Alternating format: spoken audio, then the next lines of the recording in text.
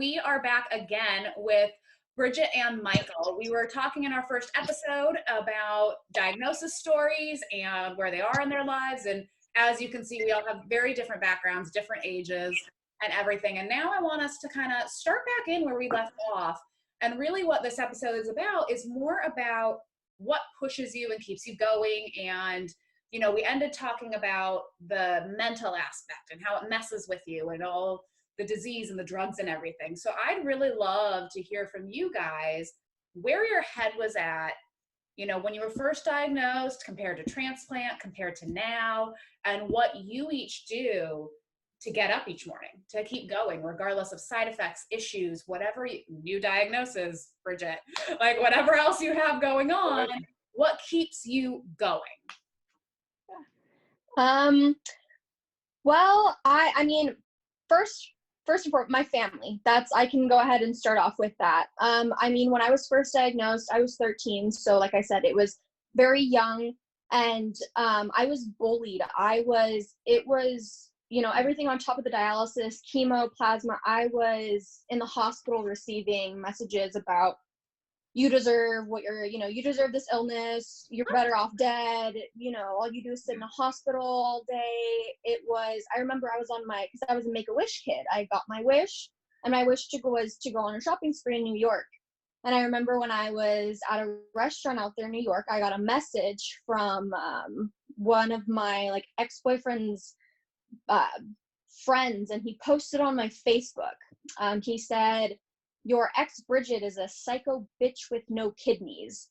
And I received this message when I was in New York on my Make-A-Wish trip. It was, it was a lot, but I was definitely, it was so hard. I was such a social butterfly. I was the type of person that would walk into a room. I was the classmate that would blurt stuff out. I loved attention. I would talk. I was run up to anybody. I was a social butterfly. I loved talking to people and just being energetic and crazy, and I was so out there. I mean, I just felt like I loved I was very extreme with my personality, I'll just say that.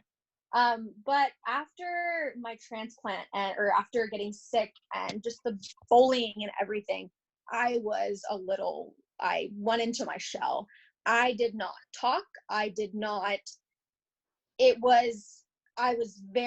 turned into a very silent person. It made me into a completely different person, and even to this day it transformed me into who I am now. But through the bullying and everything, my family was my rock. My mom and my sister got me through every stepping stone, through everything. If I didn't have them, I would not have made it out of there. The health part was obviously so much, but the mental toll it took on me was the worst.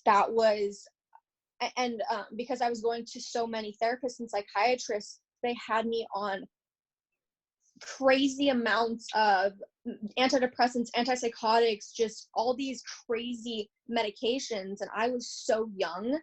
I remember I got home from the hospital one time, and my mom made me toast, and she came over and she brought the toast to me, and I started bawling, crying because the toast was too burnt. I couldn't handle my emotions. I just was like, this is so burnt. I was just freaking out because my toast was burnt. I couldn't handle my emotions. There was no control over anything. I felt like I literally didn't have control over my life in the least bit when it came to my emotions, when it came to anything. I was at a point with my illness when I first got sick. I couldn't shower. I had to sit in a chair when I was showering. I had to use a wheelchair to go anywhere. So I was very, very ill, and it just made me into a very, if I ever talked even to my closest friends about my illness, it was just like, shut up. And I remember it was like, you don't have cancer. You're fine. Because when I was talking about, I was on chemotherapy, they were like, no, you're not. You don't have cancer. Why would you be on chemotherapy? These kids were, they were kids. They don't understand that you don't have to have cancer to be dying. Right. So it was very much people downplaying everything. I I couldn't go to school after freshman year. I was doing home hospital. So and I remember I tried to go back because I did a year and a half of hemodialysis, and then I did a year and a half of PD. And when I started PD, I was able to go back to school more. So I was going back to school more sophomore year. I tried going for about 4 months, but the bullying got so bad I ended up having to move away. But when I was going to school, I had a best friend there. And I remember she would make me feel horrible if I ever missed school. I felt like I remember when I got my permit and I would drive myself to class, I would wake up and I would have to just like pull over on my way to school and throw up and just get to class, because I'm like, I can't let anybody down. I need to get to school, or else I'm not going to make friends. I'm not going to have friends anymore, because, but then again, it was like, if she had the flu or cold, I was understanding. It was, very much, it was a lot, but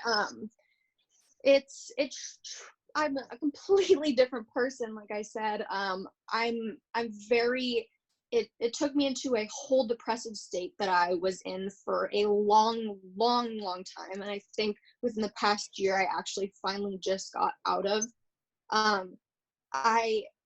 A lot that just held me on is my family. My nephew was born, he's 7 now, but when that kid was born, he brought a whole different life. It was like he was my own. My sister was she lived right like across from me, so when he was born, I was like his second mom. That kid is like my life, so it was like giving me a whole other meaning to live. And I was like, I have to get better for this kid, like, and it was right, he was born right before my transplant, so it was like, I am staying healthy for this kid, like, I'm fighting for this kid. He was the light of my life. So I was kind of like, I realized that the bullying, it didn't matter. Like, this kid brought a whole different, like, meaning to life for me. So sorry if I get emotional, but yeah, that's fine. You're good. But he pushed me to, fight really hard and get through everything. And my family just honestly saved my life. If it wasn't for my mom, I definitely wouldn't be here. Wow. So they're a big part of it. Wow. Well, I'm happy you're here. Me too, Bridget. I'm glad you're here too, Bridget. And thank you for like sharing that. Like, yeah, I don't know, like that whole bullying thing, all of that, like I didn't have that, right? Because I was mostly healthy. Like, I had other issues through school, but like that's something like that I don't personally know. And there's so many people that can relate to that who are younger and people who are older. Like, I've experienced some bits of like friends and relationships and people who are supposed to be there who aren't, who treat you different, all of that. But that's a whole there you go.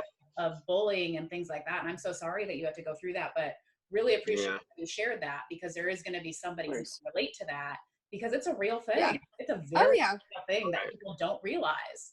Yeah. And so thank you. People are harsh. They are. Yeah. But we got to fight through. I definitely just learned, whether you're healthy, whether you're sick, people are going to say stuff, and it's all about fighting and just staying positive, and just, that's honestly all it is waking up and being happy you're alive. And honestly, everything that just makes me happy is like, with new diagnosis, like, you were saying, I feel like I'm getting diagnosed with new stuff all the time, but I'm never going to sit in the pity of any of it all, because I'm grateful to wake up regardless of being in pain or anything. I'm happy to be alive and see another day. So it's just taking it day by day and knowing that I have another day to see. And that's a blessing in itself. That's very true. It is. Yeah. I guess what keeps me going is my family, number one. My babies, 10, 6, and 4. So whenever I think of, man, this is tough, I have no choice. They kept me going. Without them, I can be honest, there were times where like I wanted to give up completely and just like, you know what, I was dealt this bad hand, I can't deal with it. I've been an athlete my whole life. I can't take this. I don't know. I didn't understand. And at one point I didn't want to understand. I just like, this is it, you know? If it wasn't for them, I may not be here having this conversation, just being honest. There were many a nights. I remember one, my mom came to help with the kids because I couldn't do anything after dialysis. And my wife had to run the practice. And I remember telling her, you know, Mom, I give up. I don't want to live. Tired of throwing up every morning, being in so much pain and just being sick and wondering, will I get on the list at first? And when I do, will I get a kidney? You know, and the disappointments of friends and ex teammates and family going to get tested and nope, not a match, and you're sitting there wondering. You know, but that's what kept me going, my family. And I kept telling myself, because I'm a warrior. People that know me know I don't give up. So when I reached that point, I shut completely off. Friends would come by the house. I would not let them in. I would tell them, don't open the door. There was probably, I remember 3 weeks, I didn't leave my bedroom. I didn't want my kids in the room, no one. I didn't eat, and I didn't move out of that bed for 3 weeks. In that time, I went from 205 to 159 pounds in 3 weeks, because I did not move, I did not eat. My mom would come and just try to force ice chips. I had given up. And now, being on the other end since my transplant, what keeps me going is not being in that bed, not getting in that state mentally. As I said, today made 276 straight days that I've done 30 minutes or more of some type of exercise. Most days at 4:13 in the morning, because I know if I'm up, as you said, Bridget, we're up, you were happy about life. I'm not going to get in that state anymore. So every morning my alarm goes off. I have about 6 ounces of black coffee, 32 ounces of water. I go downstairs and do some type of workout. And Nika kind of inspired me when we kind of met. I was looking through all the different kidney groups, and some of them are so depressing. And I wasn't finding what I was looking for, and I came across your page. And first thing I said was, there's no way she had a kidney transplant. She's doing bikini contests. She looks great. And it kind of inspired me that if it's true, I still didn't believe it, then I can get myself back. And it was weird because, Nika, I don't know if you remember, I was asking you questions and sent you a picture and was like, hey, what do I need to work on? Because I was so self-conscious. I was so used to, and not being vain, just being transparent. Everywhere I went, I was, you know, the fittest guy, or always in shape, and got complimented. You were an athlete. Right. And that's a mindset. You live that. That's you. And the transformation that your body goes through with kidney disease and lupus, and then the dialysis, you know, you're like, I lost my sense of identity, you know. And that's kind of sad to say, because I know I'm more than what I look like and what I feel like. But just being honest, I lost my sense of identity. I didn't want to go anywhere. I was always used to people coming up, man, where, you know, what do you do? What do you eat? You're in so good shape, you know. And I didn't get it anymore. And I was in a very depressed state, because that was my whole life. Right. You know, that was just me. And maybe why I'm so anal about it now, that, you know, getting myself back right. But that helps me stay on track every day I wake up, to kind of remind, and Nika, you inspire me that, you know, we all have this, we're dealing with this, but we can beat it, and we have to beat it every day. It's not, you know, people don't understand that we're dealing with it here every day. They see us, they see Bridget, oh wow, look at her, she's pretty, she's doing great. They don't understand the mental aspect. you doing a bikini contest. People don't understand that, yeah, you're doing that, but we have to take steps in life that other people don't. Yep. People look at me crazy because I'm always questioning what's in that. Any Yeah. grapefruit in there? What's in there? And Yeah. they're like, what? I thought grapefruit, it's a fruit, it's good. Not for me. Yeah, no, yeah. Things like that, why are you so picky about what you eat? Because, and going through that whole story with them over and over, because people just don't get it. And honestly, I didn't get it. I didn't think about it until it happened to me. Yeah. I didn't. I mean, who sits around, but, being able to educate or to let people know that kidney disease is real, and it's terrifying, but also on the other side, if you look at us three, that you can make it and live a healthy, inspiring life. You just can't let it weigh you down. So Yep. that's what keeps me going. Nika, you keep me going. Keep going. My stubbornness. So that, yeah, I mean, Bridget, when you said like the bullying and stuff, like I'm 44, so I'm just 18 months out. Yeah. So I wasn't young. I guess I'm the old one of the group, but Nika has the old kidney of the group. Yeah. I didn't experience any of that, but what I did experience was people that I thought were in my corner. Family too, not just friends, family too. And it taught me a lot about not who my true friends are, but who were not my real friends and family. I had a list and I wrote down, it was my way of dealing with it. I wrote down a list, not because I'm spiteful or wanting to get back, but I had to have this for closure with myself to dismiss a lot of people that were there, when times were good and Michael's all healthy and then when I hit rock bottom, I mean, you're 48 hours or I could have been dead, and these people disappear. I'm not mad at them, but they put their self in that place and I just keep them there. I'm not letting back in. And that's just me. I mean, some people may say, well, that's mean or unforgiving. No, because they didn't walk through my shoes. And when you're down, each one of you have your own story. When you're at bottom, sometimes that's all you want is hope. That one phone call from that person. You're hoping, I know they're going to call me. They care about me. They're my friend or they're my family. And you hear nothing until after.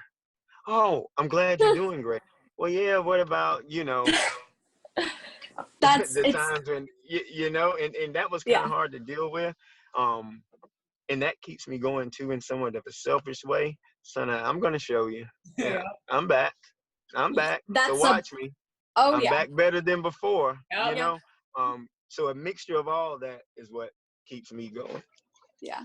I just wanted to add on to that. It's crazy, the whole kind of, just like pushing, like, I'm here. I made it. But I remember when I got out of the hospital, I had a sleepover with all my friends. It was, as soon as I got out, it was 2 days after I got out, but prednisone, I was on 50, or I think I was on like 75 milligrams. I blew up. I was horrible, like moon face. And I remember when I had my sleepover, I had probably 7 of my friends. And I remember I was the first one to fall asleep, and I woke up in the middle of the night and they were all talking. And I didn't want to say anything because they were talking about me, and I just wanted to hear what they were saying. And I remember one of my friends said, well, what happened when you first got here? And she was like, well, I just walked in and she had just gotten out of the shower and I saw her. And the second I saw her, I knew Brigette, like that was not Brigette anymore. Like Brigette is not Brigette anymore. And I just remember like that broke me. I was just like, wow. And then funny to say, like, I'll show you, but I was, I don't live in my hometown anymore, but I come and visit for work and stuff. And I was recently at a restaurant probably 2 weeks ago, and somebody that I went to high school with was my server. And she was like, oh my gosh, I've been watching all your videos. I never knew how much you struggled in high school and everything that you went to. Like, I'm so sorry about like everything. Like, I had no idea.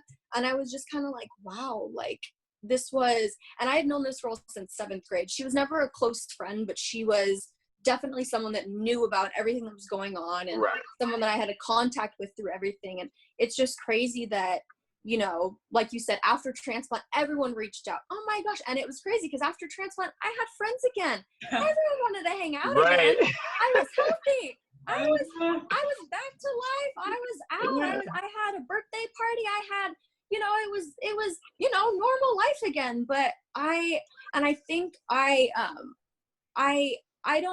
never really I think a big part for me was that I knew everyone was so young with how they were treating me, and I never really like held them to that, because I was like, we're all kids, and I know that we all have like stuff going on. Like, high school was starting, we wanted to start our lives. So after, you know, there was obviously those ones that bullied me that I don't give the time of day, but when I have people like from high school that are like, wow, like I watch your videos, I'm like, awesome. Like, I'm glad that you guys, you know, people are finally realizing like everything. Yeah. But it makes Awareness. exactly. And it makes me honestly like so happy to like get those little messages from high school and like from people, and even the people that bullied me or anything, I'm still like, well, thank you. Like, you know, I made it. I told you so. There you go. Yep. But also, there's like, what's so cool about that is like what you're doing with your YouTube videos and everything too, is that, and your story through that, those people who might have bullied you or people who didn't know, you know, they're 23, 24, they may already have kids, they're gonna have kids. Now they're knowing what their impact or how they behaved affected you. So they're going to be in a better position with their children, should there be somebody with an illness, to set them on the right path, should their children do or try to do to somebody else what other kids were doing to you. It's impacting another generation. And I think Exactly. that's really awesome. And that's really important, because Thank this, you know, you are obviously younger than us as far as like when you're in school, but like especially the generation that's in school now, social media is even bigger. Bullying is it's a whole other level that, you know. Well, we just talked about that during our break. Yeah. So, but a whole other level that I didn't have to deal with. And so like, I think it's really cool that these people are now able to see and hear how that impacted you, and then can help their children and other people make better choices. Yeah, definitely. I actually think it's funny because the boy that sent me the message when I was in New York, he got married about 2 years ago, and he has a little baby girl now. And it was so crazy, because when I got that message, I never had much spite to him. There was never, obviously I was angry, but I never try to hold hate. Like, I don't care. I have too much going on. I don't care. But I always felt like I was like, this boy's gonna have, you know, like, I feel like I always felt like he was gonna have a little girl, and he was gonna get married young, and he was like gonna have like a self-reflection or just like something. And it was weird because, I mean, I still have not heard from him, but it was crazy because a year and a half ago when all that happened, I was like, maybe this is his, you know, realization, whatever it was, you know, to get married and have like a little girl. And maybe throughout me sharing my stories, one day he'll stumble across it, or whatever it is. And I just think like, you know, God works in crazy ways. And I'm like, you know, it's crazy that back when I was 16 and I thought like, this boy's going to get married young, like he's going to have a girl. And it's just, I don't know why I thought that, but I just did. And then it happened. And I'm like, it's not that it plays a role into like my health in any way, but I definitely was like, I hope that him seeing that baby girl and his wife, you know, kind of makes him like realize the trauma of what he did, you know? Yeah, no, you know, you want everybody to grow out of whatever hurtful, negative, hatred thing they might have done, and hope that everybody grows, and, you know, everybody makes mistakes and does things that are hurtful unintentionally, intentionally, and you know, you want them to be better. Of course, right? We all want to be better. That's it makes perfect sense. Just use it for your own fuel, you know? Take their negative. Exactly. Use it for your own positivity. You know what I mean? And then in the back of your mind, if that's what keeps you going a little bit, you know, use it. But like Nika said, we want people to grow. Yes.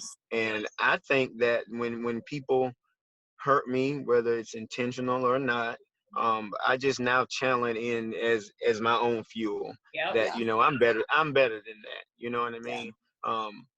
What I've gone through, what you two have gone through, no one can say anything that's gonna break my shield anymore. Yeah. I'll tell them, sit down, you got a few minutes, I'll tell you. Yeah. If you really want, you think you can get to me, sit down, I'll tell you what I've been through. Yeah. And I just use it as positivity. So you're doing, I can't imagine, Bridget, going through it at your age that you did. So hats off to you, because being young, you don't even have understanding of life. I still don't have all the understanding of life. We never do, but just going through something at such a young age, I couldn't imagine. So I'm glad that you're here. Thank you so much. Really, really. What a good point. And I want to touch on this, and this be kind of like the close to this episode for us. We talked about like what fuels us, and it seems for all of us, it's like family and children make a difference. Like my goddaughter was born a couple days after my transplant. My friend brought her. There's a really funny picture of me holding her in the hospital. It looks like I had a baby, but I didn't. That's my favorite picture. Every year at her birthday, I pull it, and my transplant numbers, I pull that picture out. I'm like, see, you were 2 days, whatever, within my transplant. And Michael, we were talking about this a bit on the break, and then Bridget, you and I talked about this at dinner. So I think it's the perfect way to wrap this up and with social media.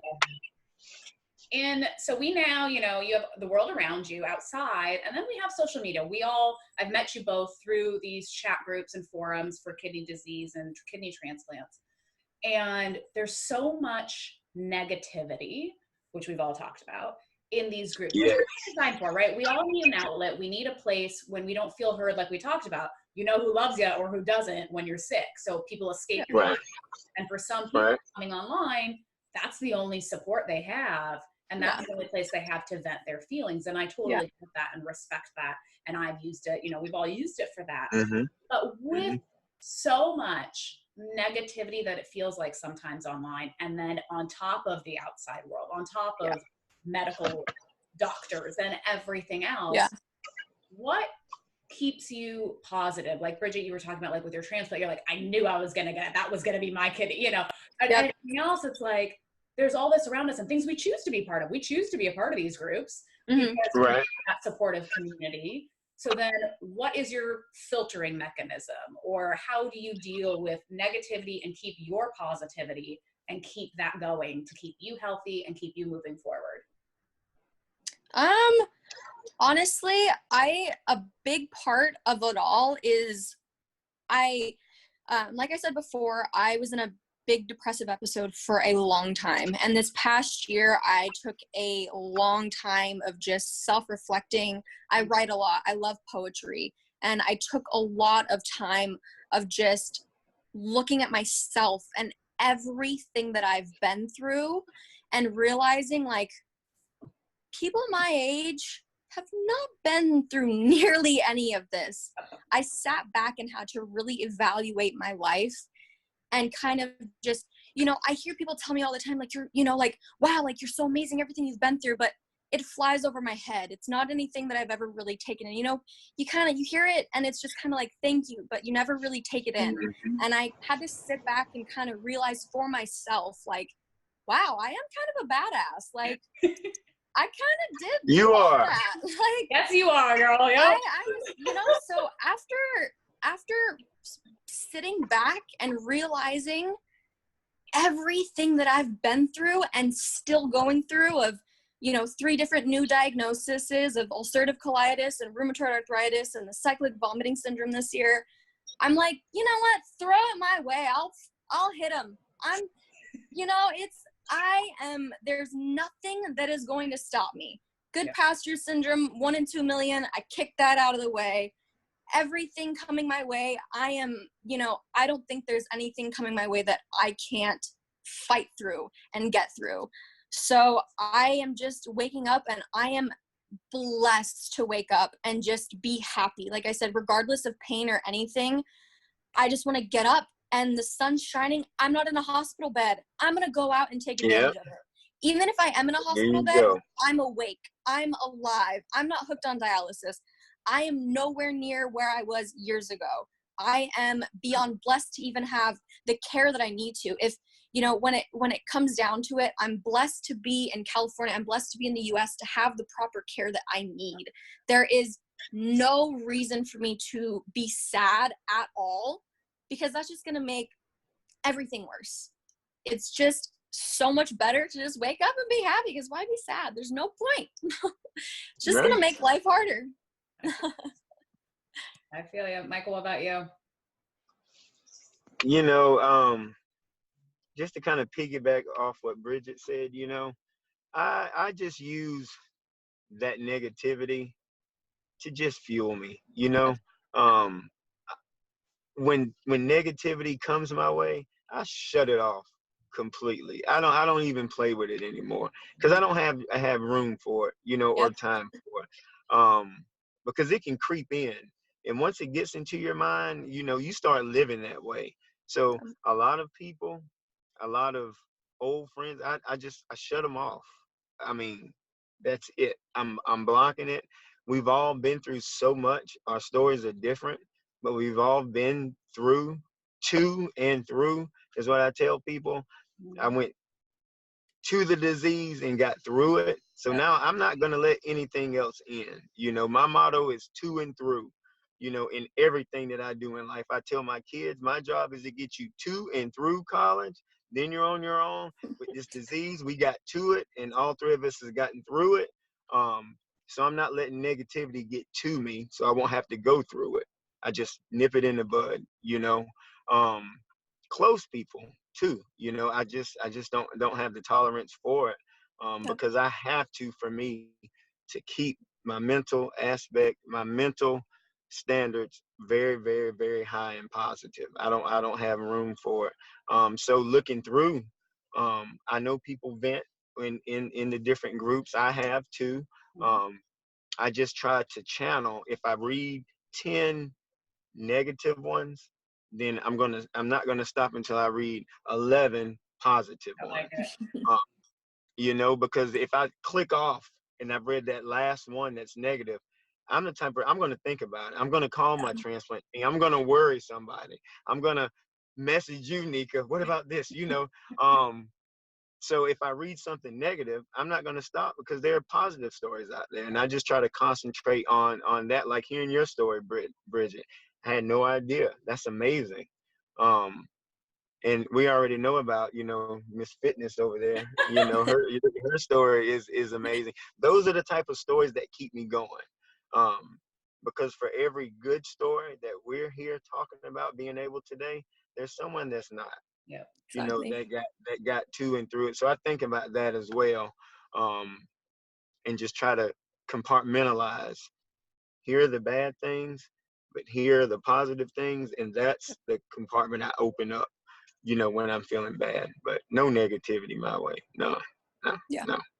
I think that's a really good point. And I think like we're all very similar in that, and which is why I'm so happy we're having this discussion, and probably why I'm like drawn to you guys, is that like I always say, like, it's a choice, right? Like I read the negative ones because I want to be supportive, and I obviously want to help whoever I can, you know, because we've all been there. We know what that feels like. Like you shut yourself in your room for 3 weeks. Like we know what that's like. And this is at the end. We're gonna have ups and downs still. Like, you know, none of us are delusional. Like, ooh, life's perfect. No, this is just a treatment. We have a lot of stuff going on. And like, I'll tell people all the time, because I get, you know, the same things you do, Bridget, like, oh, it's amazing. You're handling it so well. And I'm sure, Michael, you get this. And it's like, okay. And you're right. You have to start being like, no, yeah, that's right. Like I have done this. But the other part is that, like, you know, we take our transplant medications, right? Like we have a choice. You know, I take mine twice a day now. I'm assuming it's similar for you, 2 or 3 times a day. I have 9 and 9. Right? I have the choice twice a day. I am making a choice, an active choice to stay alive, right?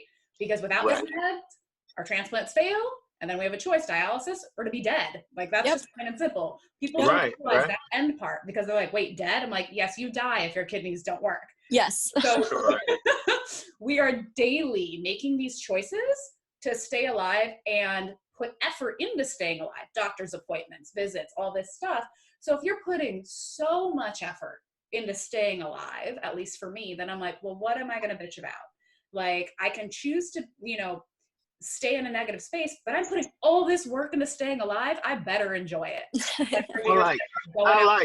Go to the beach, go to whatever. I travel. Yep. Like, I better enjoy it because I'm putting more work into this than I do anything else in my life. So I'm going to make this shit worth it. Yep. There you go. What I'm doing. Exactly. And I think that's the thing. It's like, at least for me, it's like you're choosing what you put into yourself. Like you said, what container you open, Michael, and and Brigette, like congratulating yourself. And I think that's huge in the success moving forward. And when anything comes, like you're ready to tackle it. You're ready to take it on because you've chosen to take it on, and you've chosen already before it even comes that you're going to beat it. Right. And you're going to be positive, and you're going to, have whoever around you or see the negativity, and you're going to bring positivity to the people who are having a hard time, and you're going to keep that going. And I think you guys have both inspired me in different ways, and I'm so grateful to be able to have these conversations with you.